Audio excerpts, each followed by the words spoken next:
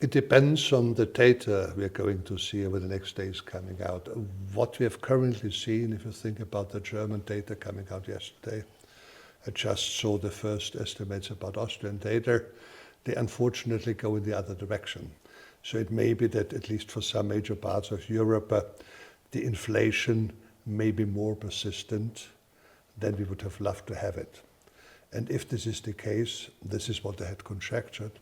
In this case, it would be advisable not to pause, but to continue with another 25% hike.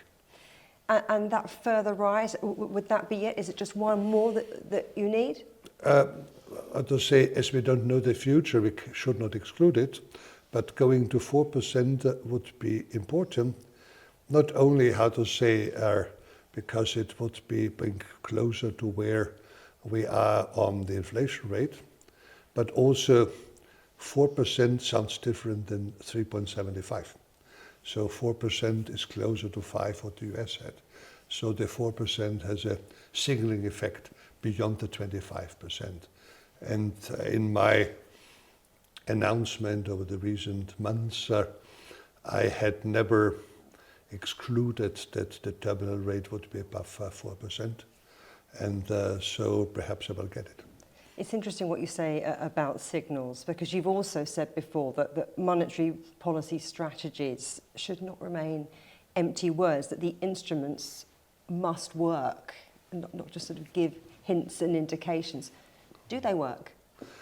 I think they work, but as always what we know is that our monetary instruments have a time lag of at least half a year, particularly 1 to 2 years.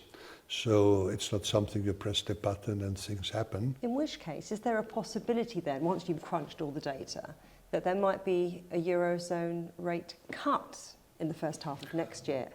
Well, we all hope so. I would say we don't increase the interest rate to keep them up there. We want to raise them to a level in which we think we return to our interest rate target. And once this is in sight, then of course we can decrease the interest rates, and some hope that it may happen only next year, maybe a bit optimistic.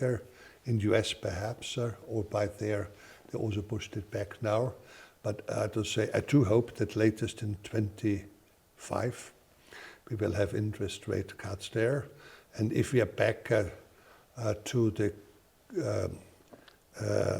inflation level, which is our target, 2%, in this case, I would say we can go back with the interest rate to the 2% around and not keep it at 4%.